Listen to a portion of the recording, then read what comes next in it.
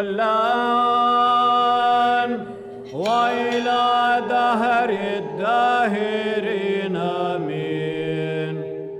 إنك مباركة أعظم البركات يا والدة الإله العذراء، فإن الجحيم قد سبي بالمتجسد منك، وآدم دعا ثانيا. مبارك أنت أيها المسيح لنا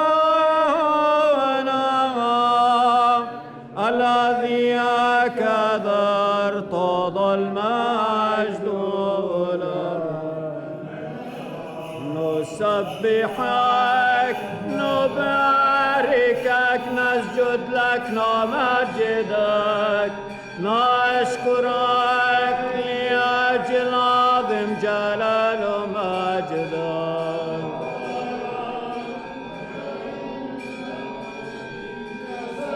يا إلهي يا ضابط الكل.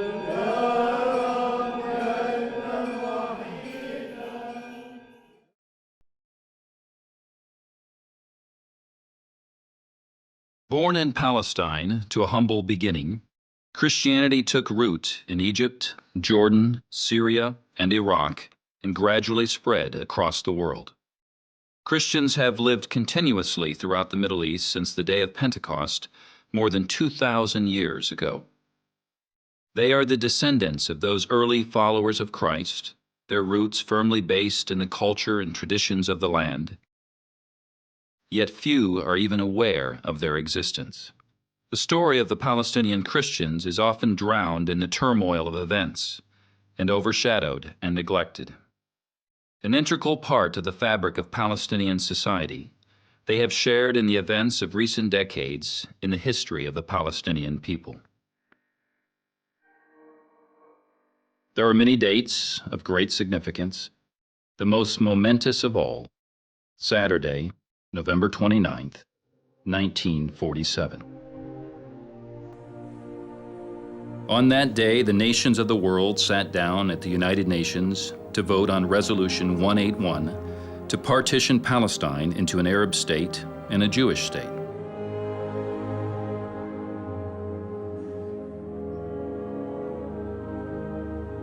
The Zionist movement and the Jewish Agency mounted one of the most remarkable lobbying campaigns in history.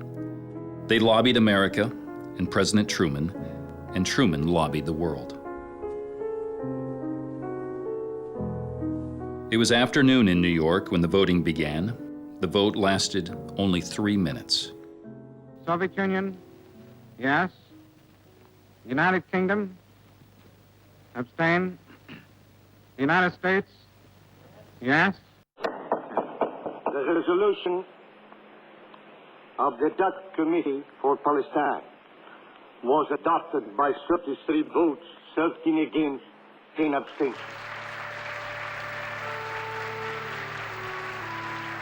By the time the session was over, it was past midnight in Palestine. The Palestinians lost their homeland in their sleep. According to Resolution 181, Palestinians had to give up more than half of their land for the creation of the Jewish state.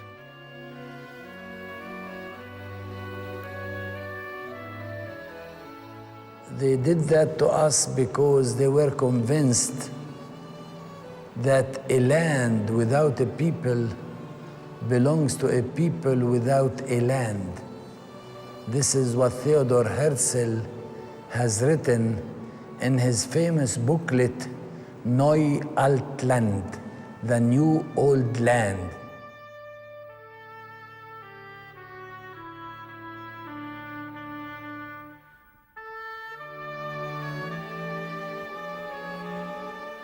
And then they found so many people, they wanted to get rid of them. It's very shocking to compare what they have endured to what they made others endure. Yeah? Archbishop Elias Shakur in his Christian village of Kifr Bir'am suffered the same fate as hundreds of other Palestinian communities. The people of Kifr Bir'am, a village in the northern Galilee, watched warily as wave after wave of refugees fled towards the Lebanese border, just a few kilometers away. The farmers of Bir'am had a tough decision to make: join the refugees before Israeli troops came to them, or stay in their homes and take their chances. This small community of Palestinians decided to stay.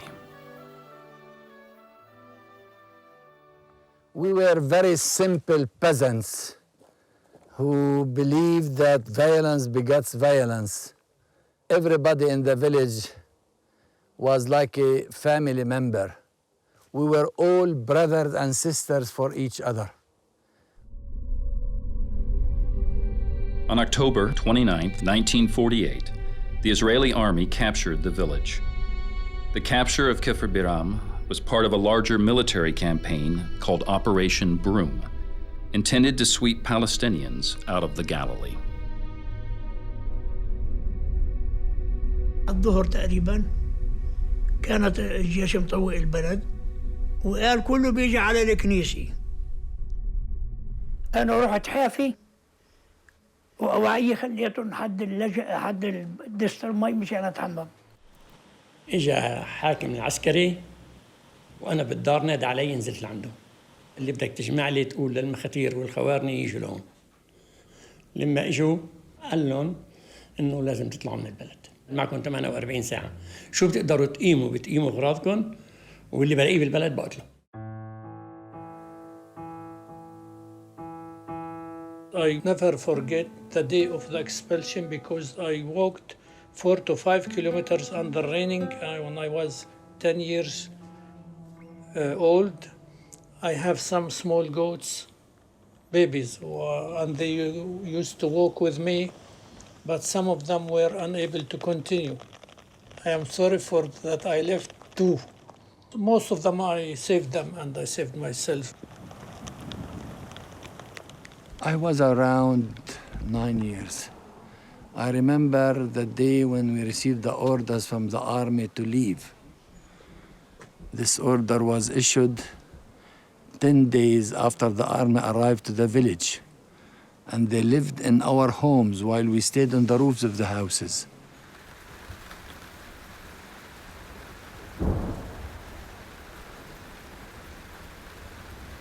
We left everything in the village, everything in our houses. We took only our keys with us, you know. The army told the people of Kifr Bir'am to evacuate the village for 2 weeks and move 5 kilometers to the north. In other words, go to Lebanon and join the swollen ranks of the refugees there. But they didn't listen. They walked to the nearest hill and stayed inside caves and under trees, waiting for the army to allow them to return home. I went from home, carried a blanket on my back as a little boy, and went to the other side of the village, the other hill there, mountain, and we stayed there under the olive trees for 2 weeks. After 1 week of exile, Kifr Bir'am suffered its first casualties. 7 children died as a result of the freezing winter temperatures in the hills of the Galilee. 10 days later, the army ordered them to move again, this time 4 kilometers south to the nearby village of Jish. What could the cold, hungry, and defenseless people do? They obeyed, and Jish became their unwanted exile.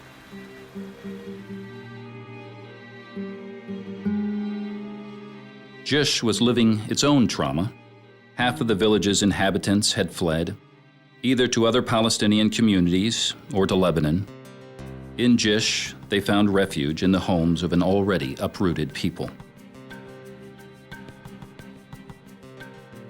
For every refugee from Bir'am who went to Jish, he knows that he is living in the house of another refugee who is uprooted in Lebanon. We know the people. They are houses of other Palestinian refugees. And to take their lands, it was also emotionally difficult for us. أنا وحياة أمي ما لناش بيت نسكن فيه. في بنت خالتها عندها خش 200 على 280 على 180. أنا هي سيحانة من متر سكننا فيها. In Jish, the abandoned homes and whatever tents they could assemble weren't enough to provide everyone shelter. So they asked the Israeli army for some tents. The army told them there was no need for tents and assured them that they would soon return to Kifr Bir'am. So they sat and waited. The heads of families gathered again and came back. It was only 15 minutes walk to see the officer of the army who want to return our wife and children. كان حاكم العسكري اسمه مانو فريدمان. اجا مانو قال لهم التصريح تبعكم يا بجيبتي. قالوا اللي بده يصلح البيت بده كذا بيقدر يطلع يصلح بيته بترجعوا على البلد. بكره بالكثير بعد بكره بترجعوا على البلد. حملنا اللي بنقدر عليه على حمارة وجينا على برعم. وفي كان ناس لهم شقق في أرض قريبة على البلد أخذوا البقرات وصاروا يفلحوا. Instead of giving them the permit, the army had another plan for the farmers of Bir'am. Suddenly, the army came and the police collected them in trucks and took them to the police station in Safad. خلونا بصفاد لعتمت الدنيا ومتنا السقا واحنا مرميين بصفاد. اجا قال يلا كلكم بيطلعوا على السيارة. اطلعوا على السيارات. طلعنا على السيارات. They were loaded onto military trucks like cattle and driven to the faraway city of Nablus in the West Bank. معنا أولاد صغار ومعنا ختيرية ومعنا نسوان كبيرة. أنطونا الصليب الأحمر أعاشي يعطونا كل يوم رغيف وشقف يعطونا. بعدين شو بدنا نسوي نحن النسوان؟ قالوا بدهم يروحوا يشحدوا. رحنا على نابلس. أنا رحت شحدت. After this, they were able to beg to get some money from begging, and they hired a truck to Amman. ركبنا بالشحن واجينا من نابلس لعمان. اخذونا على كنيسة اللاتين. كان المسؤول بطران اسمه حنا السمعان. قلنا له هيك يكسبنا. قال بكره الحد بنصلي على نيتكم وان شاء الله بتتسهلوا. ضبلنا بالكنيسة 10 ليرات ونص فلسطيني. اخذ سيارة فيهم من عمان لصور. سيارة شحن. فتنا بالشام بالليل وجينا هون على هاي رشاية الفخار كانت مليانة ثلج وطالعة بس الدخنة من الروازن تبعت البيوت. وشو موت وسقا. ضلينا الشوفير قال لنا للصبح أقدر أمشي. قعدنا بالسيارة للصبح وقفنا حالنا من السقا والثلج. وصلنا على صور. هذا منظر أنا بنسوش. شفنا جبل الجرمة قلنا الحمد لله هاي بلادنا.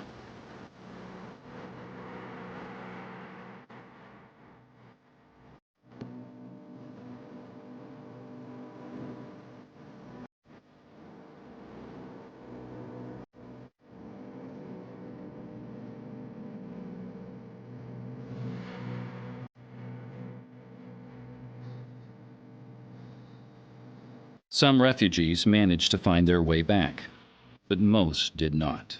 And they were stuck and became the Palestinian refugees in the Arab countries. Very few were able to infiltrate back, and among them was my father. This is how we knew what happened to them. Those who made it back to Jish were happy to be closer to home, but there was nothing at home to be happy about. Israel had just confiscated the land of Kifr Bir'am. The uprooted people of Bir'am were farmers. Their livelihood and survival depended on the land. Without land to farm, without work, without freedom of movement, the people of Bir'am were desperate. I remember When a certain Jew, we didn't know where from he was coming, he came to the village where we became refugees. He wanted to hire people to work for him on our fields. And the first year I accompanied my father and mother from Jish to our own fields of figs. And they were collecting the figs that they planted. I never saw their eyes dry the whole day. They were always crying. I know they were praying. And they were praying and asking God, what have we done to be reduced to a daily salary in our own field? موسم الزيتون تروح بالسرقة، تحوش وتطلع حواليك، إذا في حدا بوليس كذا كذا يمسكك، واللي يمسكوه محكمة عسكرية بني آدم، محكمة عسكرية مسكوا واحدة من عنا كانت تحوش زيتون، أخذوها عصفت. قال للحاكم أنت طلعت من منطقة مسكرة وفتت على منطقة مسكرة ورجعت من منطقة مسكرة لمنطقة وسرقت زيتون. صفنت المرأة قدام الحاكم قالت له والله يا سيدي أنا مش سراقة، أنا لو بدي أسرق سرقت من أرض اليهود، أنا هذول الزيتونات زراعة من أبوي وجدي، حرام علي أروح أجيب 10 كيلو زيتون أطعمي أولادي. فلما جينا لهون على الجيش قعدنا بالجيش، قعدنا مدة وعرفنا إنه خلص ما فيش نتيجة من بعد ما كبوهم. قمنا جمعوا شوية مصاري من أهل البلد ونزلوا وقفوا محامي ونزلوا فرفعوا عليهم قضية بمحكمة العدل العليا. The people of Bir'am had had enough. It had been 3 years since the army promised them that they could return to their village, so they decided to take their case to court. For the next 2 years, they had to battle laws and regulations designed to drive them away from their homes and their land. In 1953, the Israeli Supreme Court issued its ruling.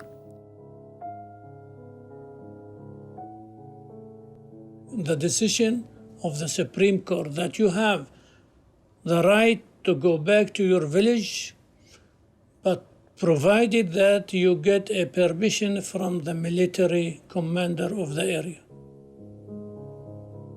The army, however, refused to give them permission. لما قالوا بنرجع بلدهم بالفعل وما رجعوا ما قبلوش خلونا نرجع، اتفقنا ببعضنا البعض هون بالبلد انه ثاني يوم بالليل كنا ناويين احنا نرجع بالقوة. Despite the army's refusal to allow them to return, the farmers were determined to go home. They went to bed that night full of hope their exile would end the following day. But the next day, the Israeli Air Force bombed Bir'am before the villagers could get there. Alarmed by the sound of bombs, they scrambled hysterically up a high hill on the outskirts of Jish and watched as their homes were destroyed. طلعنا على قبال البلد في تل بتطل على البلد، كانت ساعة سوداء، كانت ساعة سوداء لما قعدوا فجروا البيوت مشان يقطعوا لنا الأمل ما نرجعش. قلنا لهم عمي مش ممكن، احنا من ناس البيوت بدنا بس الأرض نحط خيام ونسكن بس نظن نرد على بلدنا. كل البرعم كانوا على البيادر والخوري والكل وصلوا وإشي وتشوف هي طاخ تفجر والدخنة تطلع، هذا كله نشوفوه من هون. أما من هناك احنا وقفنا قريب على البلد نشوف كيف توطي الطيارة وتضرب ونشوف كيف تفجر البيوت، ما خلوش إشي. في أصعب من اللي بيطلعك من بيتك وأرضك ويهدي لك بيتك كمان وأنت الإرهابي. هاي الله قالها، أي الله قال. There was a sense of indignation, of disgust, of so many questions. Why? How come? There was even a question of, are we guilty? What have we done to deserve that? Yeah.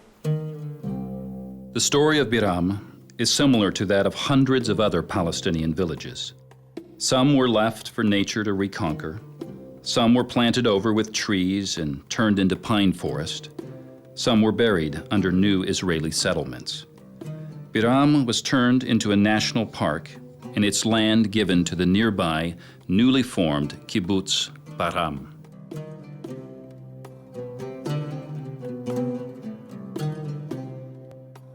After the war, the Palestinians found that they had almost ceased to exist in their own land. Close to 700,000 Palestinians were made homeless. Only 150,000 remained in what became the State of Israel. It was the largest single exodus in Palestinian history, a Nakba, a catastrophe. For the next 18 years, they were forced to live under Israeli martial law, cut off from each other and excluded from Israeli society, confined to whatever was left of their cities, towns, and villages.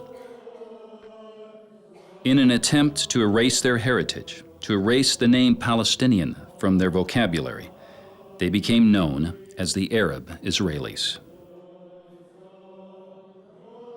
The Christian population was particularly hard hit. More than a third of all Palestinian Christians were driven from their homes.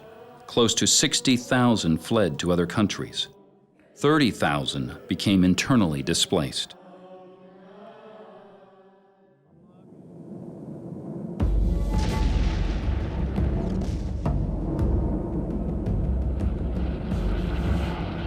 In June 1967, war jitters were being felt throughout the region.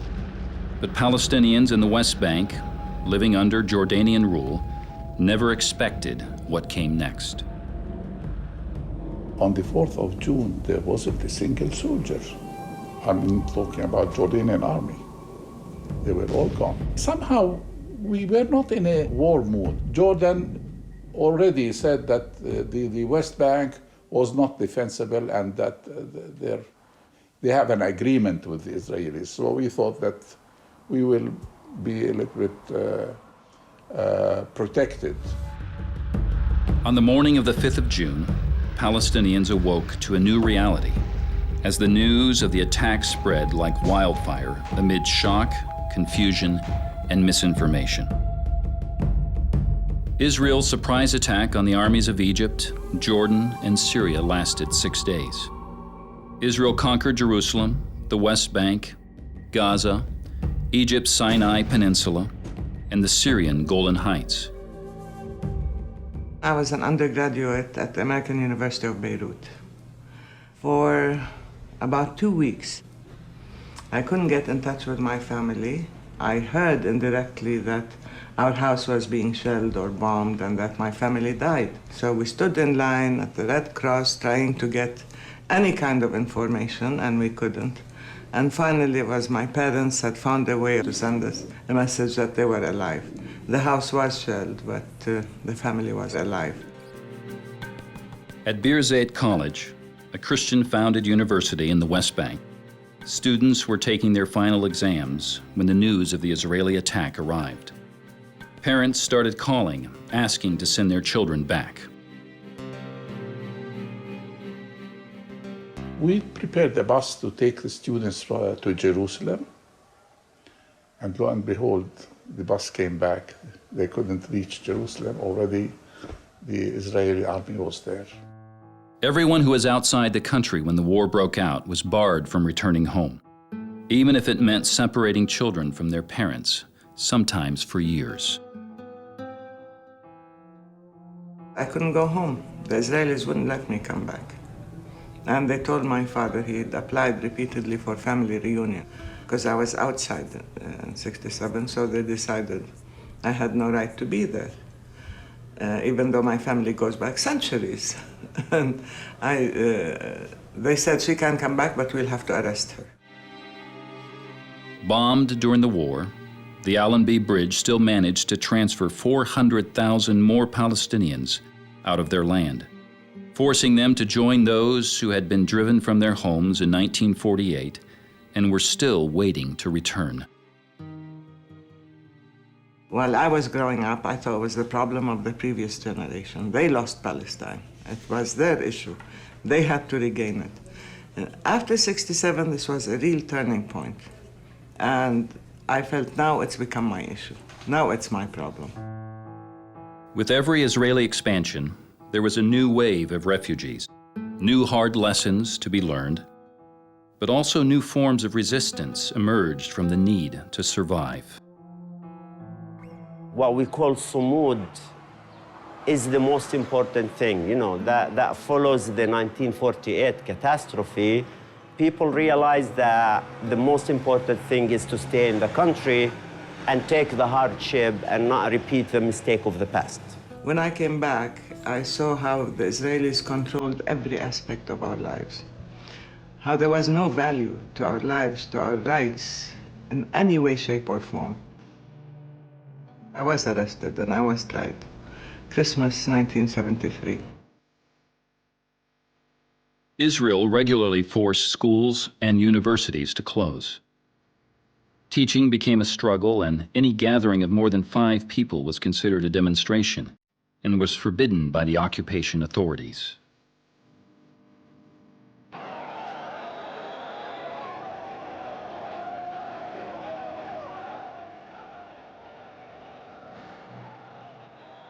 The intifada of 1987-88 did not come out of the blue and should not have surprised anybody because it was brewing. There were several mini intifadas, so to speak, protests and marches. And it was quite spontaneous because people suddenly, felt this is it. The incident in Gaza, the shooting of the workers.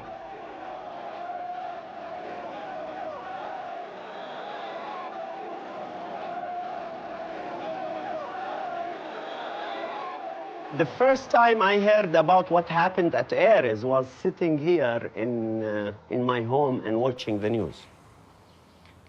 And it was a very painful scene that I really questioned inside me. That's something I shouldn't be silent about. But apparently many others have decided actively not to be silent about because suddenly protests erupted everywhere. It was a normal explosion, a genuine one. The people expressed normally, spontaneously their feelings. We want freedom, we want to live no more occupation. The intifada came to tell not just the Israelis, but the rest of the world. We were here, we are here. We will persist, we will remain, and we will get rid of this injustice, this occupation. And we are still saying it. How people felt that this was it. This was the watershed. This was the moment to get rid of the occupation. And that's why they called it the intifada, the rising up and shaking off.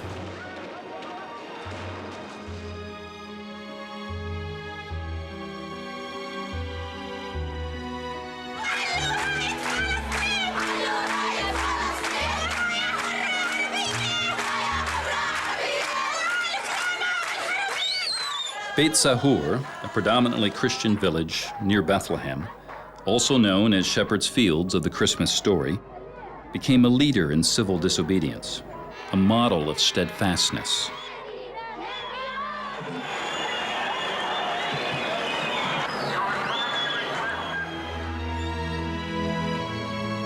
So at that time we realized that the first step we need to do is actually democratize the society.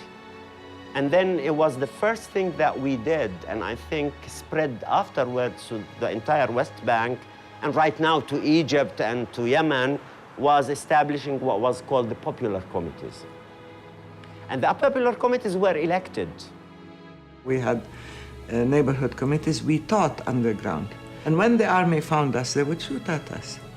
And you could go to jail. They said 10 years for belonging to a neighborhood committee. We sat together and we decided that what we need is actually to go into full civil disobedience where the occupation will not be able to run the place. And that would be the first major crack in the establishment itself, and that will make it much harder for the occupiers to rule over us. But Beit Sahur was not going to be intimidated. and abruptly refused to pay any more taxes to the occupation authorities. So the inhabitants of Beit Sahur gathered en masse in front of the municipality and threw away their ID cards.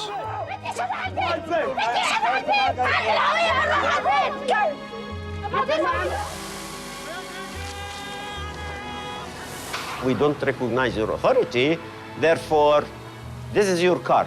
This card is a source of humiliation for us. That was very scary to the Israelis. In fact, they did a very weird and ugly procedure, which is arresting about 30 people and starting the process of deporting them, saying that without an identity card, you are illegally residing in this area. And then the idea was suggested, why don't we stop submitting monthly reports? Because, you know, you are paying taxes and you are not receiving services. No taxation without representation. I'm not going to pay taxes except for my elected government. The Israeli authorities took the matter very seriously, not only for fear that peaceful civil disobedience would spread, but also because the occupation had become a profit-making endeavor. The Palestinians have had to put up with the most imaginative taxes: the glass tax for broken glass, the stone tax for damage done by stones. They confiscated households, machinery from manufacturers, goods and medicine from groceries. I mean, at some homes, they left only dust. Like they took appliances, kitchen appliances. They even confiscated the bed you sleep on.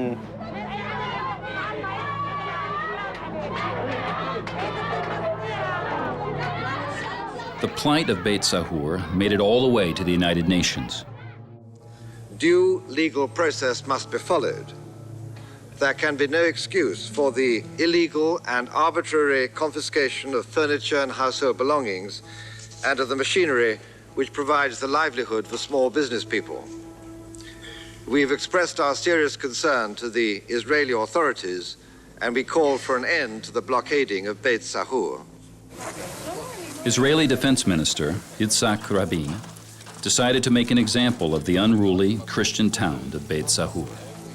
Rabin was very fearful about this and actually took it personally. He said, I'm going to teach them a lesson, and actually sieged the town, 8 days of total curfew, 45 days of total siege, nothing enters, nothing go out. Now, we were ready to that period, and this is what made them more furious. Despite the hardship, morale in Beit Sahur was high. Images of Israel's mighty army fighting stone-throwing youth spread throughout the world. Israeli soldiers killed more than 1,000 Palestinians during the first intifada. In Beit Sahur, Israeli forces targeted young activists, killing 3 teenage boys in the space of a year. Rula Rishmawi was only 13 years old at the time. كانوا هم أصحاب. الأول كأنه لما غلط الجندي ورمى عليه الحجر فأجا في راسه فاستشهد. الثاني كنا إحنا دائما بعد يوم الأحد بعد الكنيسة كانوا كل البنات والشباب في بيت سحور يطلعوا المظاهرة، بنحط الحجار وولعوا العجال وكل هاي الأشياء. أجا الجيش طبعاً كلنا يعني لما أجا الجيش كلنا شردنا، بس هو كان قدامي وأنا وراه. بس أنا سمعت لما هم طخوه، يعني حسيت إنه كيف أجت في جسمه. فهو لما يعني انطخ صار يحكي أنا انطخيت أنا انطخيت. أنا من الناس اللي شردت وراه فوقع على الأرض. فأنا يعني مش عارف شو بدي أسوي لأنه الجيش ورانا، حملناه 2 حملناه فدخلناه على بيت وأنا بلشت ألاحظ إنه هو يعني ضيق، يعني هو بيموت قاعد. أنا لاحظت هذا الإشي لأنه صرت أسأل ليش هيك بيعمل. فلما حطوه في البيت طبعاً يعني أنا شفت لما مات، بس ما كانت أول مرة في حياتي بشوف واحد بيموت، فما عرفتش إنه هذا يعني مات، بس أنا شفته لما مات. Another boy was shot point blank as he was walking down the street. الثالث كان هو نشيط سياسي، فكانوا هم بدهم إياه، يعني لازم بيسموه إنه بدهم يصفوه، يعني يتخلصوا منه. فكان هو في الشارع هون عندنا وراه، فعلى طول يعني هم كانوا لابسين عادي زينا. يعني الجيش بيلبس، بنسميهم مستعربين، يعني بيلبس زي العرب، زي كيف احنا بنلبس. فعلى طول سألوه شو اسمك، لما جاوب أنطوني الشوملي حط الفرد هون في معدته وطخه. The signing of the Oslo Peace Accords marked the end of the First Intifada. The peace process should have eventually brought peace. But peace didn't come. And while the rhetoric of peace filled the news, facts on the ground proved otherwise. During the so-called Oslo years, Israel oversaw the doubling of the settler population in the West Bank. They accepted the Oslo agreements, and the Oslo agreements mean you put yourself in the mouth of the lion. Unfortunately, Israel did not respond in kind. They did not understand the language of reconciliation or the requirements of justice and peace. They thought they could have their cake and eat it too. They could use negotiations as a cover, and they could persist with their own measures of building more settlements, stealing the land. All the land, the one land, is now divided into 3 areas, A, B, C. Even in the first part where the Palestinians are supposed to be free, they are no more free. The Israelis go inside every time they want.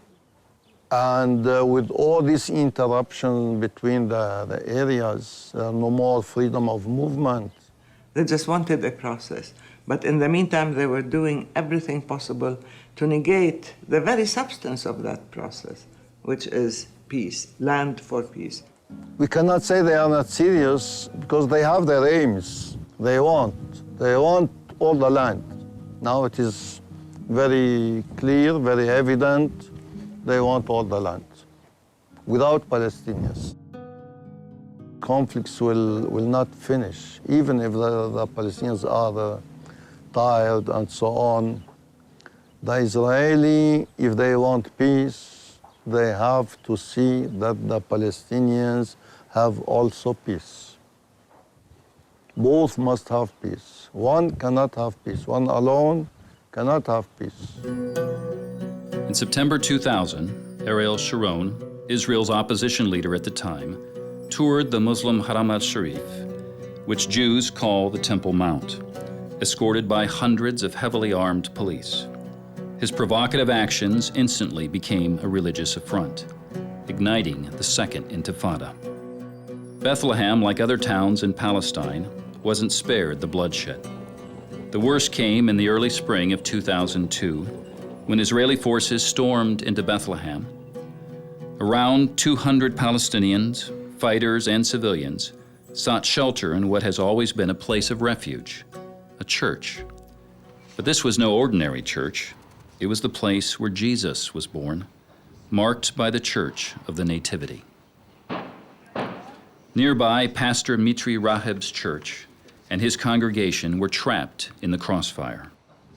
You will see that all of the clashes were happening mainly around this church. And so often on a Sunday, I had actually to stop preaching because the shooting behind these walls was so loud that no one would hear me if I have continued. Israeli soldiers set up camp around Claire Anastasis's house and would come in whenever they wanted. We were like surrounded with soldiers, military, tanks, everything. Because the soldiers used to occupy in midnight most of the time. It was really awful. Just as the Church of Nativity was besieged by the Israeli army, so were the inhabitants of Bethlehem. Occasionally, the Israeli forces would allow residents to leave their houses and buy supplies, but not Claire and her family. They caged us 40 days as they caged people inside the Nativity Church under the siege, when the siege time. And we were starving for 40 days and nobody took care of us or did anything for us.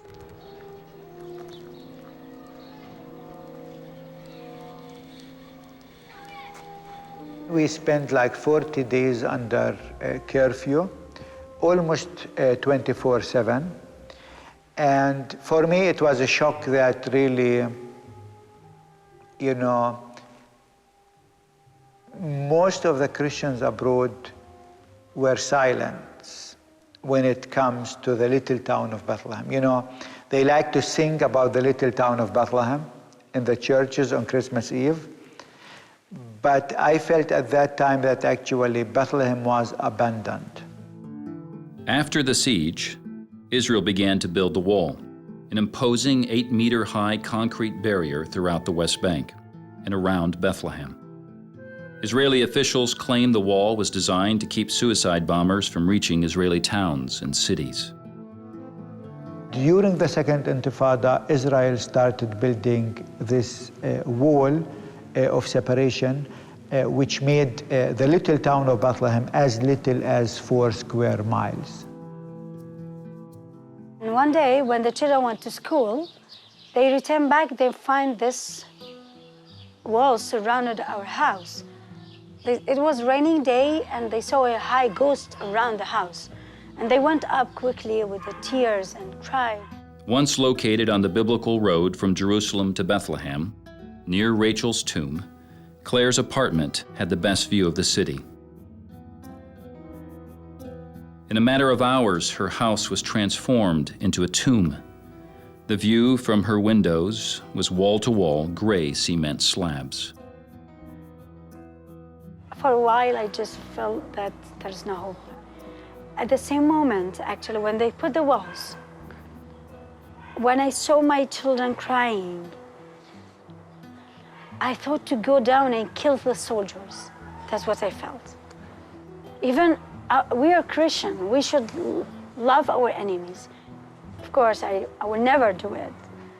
My youngest son, his name is Daniel, he was the only one who could speak at that moment.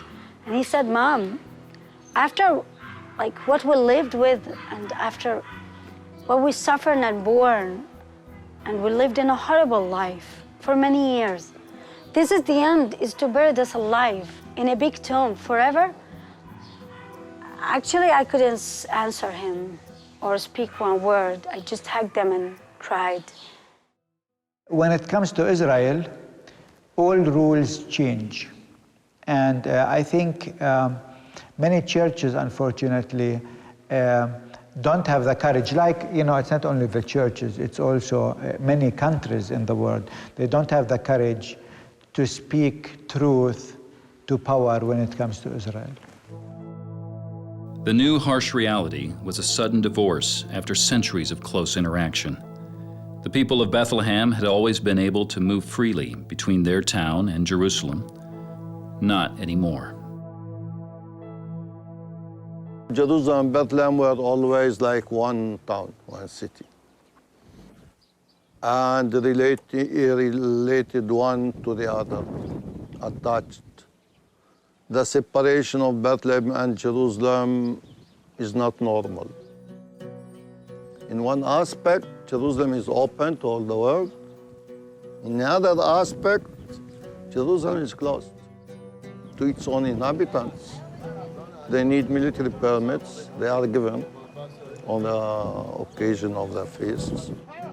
But we say it is not normal also to have permit in order to reach the holy places. We should have the right to reach the holy place without any military permit. Not only are families in Bethlehem and Jerusalem separated from one another, but also within Bethlehem itself. My father-in-law family lives just some meters from here. Like the son and the father lived in the same street, and they put the borders just in the middle, in between us. Whatever the reasons for the Israeli wall, the net result has meant greater oppression for the Bethlehem area, where a majority of Palestinian Christians live.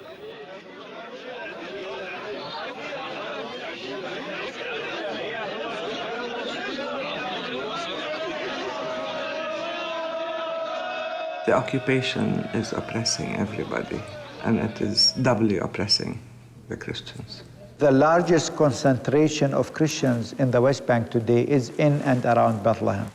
So we have actually almost half of all Palestinian Christian community of the West Bank living in this area. In a conflict where control of the land is key, loss of that land is driving many to abandon their ancestral homeland in despair. Christians are there, they should have the space to go on living, not to emigrate. Because this is also one of the reasons for immigration, when they have no more space to live, to build, etc. If they will continue building these walls around the city, the holy city of Bethlehem, there's no life. They would leave. And I'm sure we will lose the Christians.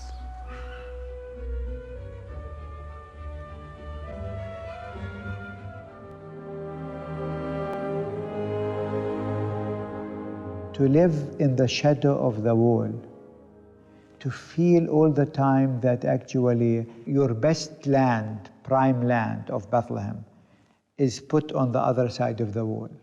You know, it mainly belonged to Palestinian Christian families. We have 1,835 Palestinian Christian families whose land is put on the other side of the wall, and which means they cannot access it anymore. They cannot go to pick up the olives. It has nothing to do with security. It's a land grab.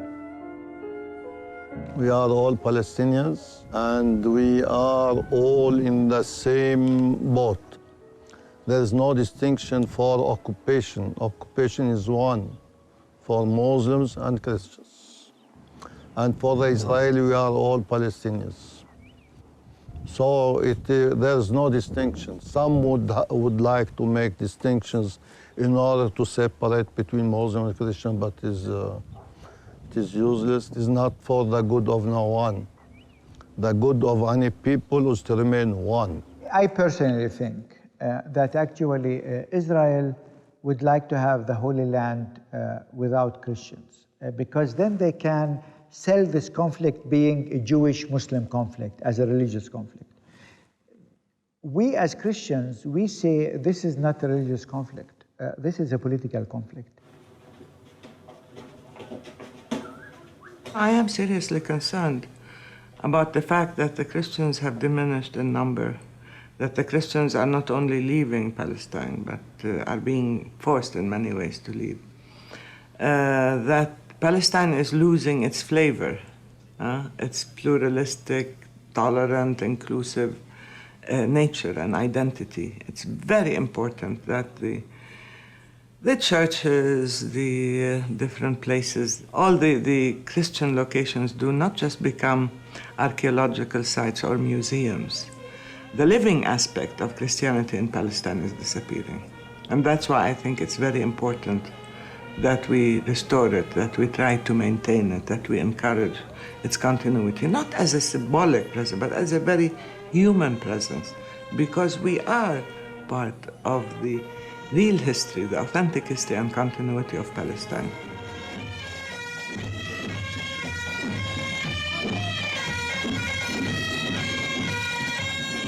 We used to get some of the evangelical preachers or Jehovah's Witnesses and so on that come to my mother's house. And she'd say, you came all the way from the States to preach to me about Jesus, who was my next door neighbor. This is where he lived. We should tell you about Christianity.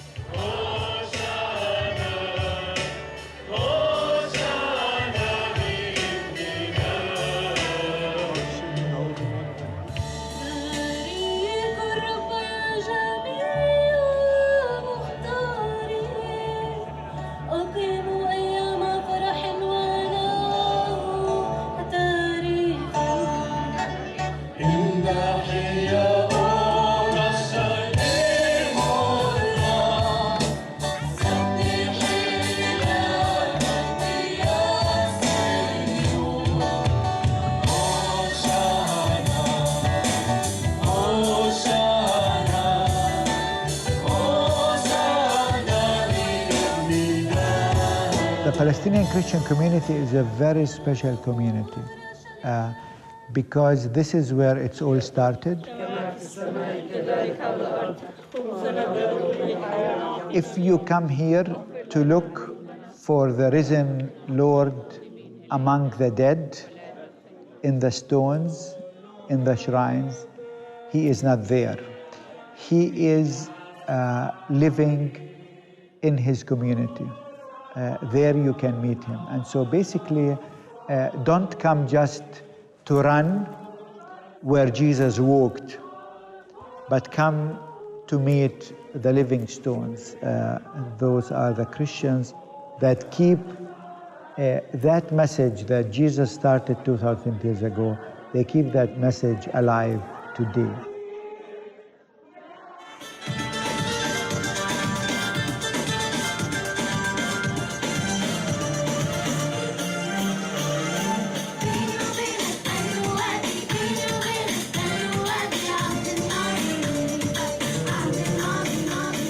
Numbers are used and misused. Percentages become politics. Wars and closures, walls and sieges have resulted in a steep decline in the number of indigenous Christians. Today, there are only 170,000 Palestinian Christians left in what was once historic Palestine.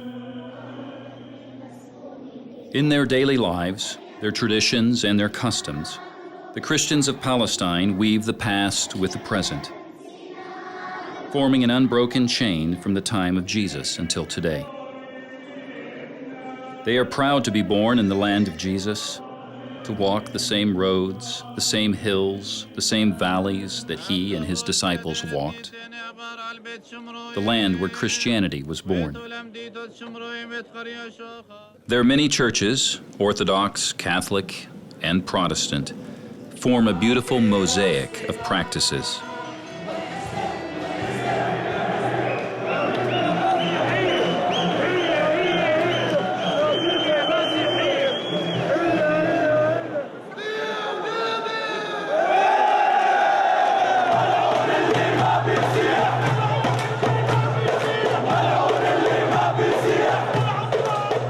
Every year, they commemorate the events of Jesus' life in the places where they happened. Often forgotten, they are the living witnesses of a vibrant faith and a rich heritage.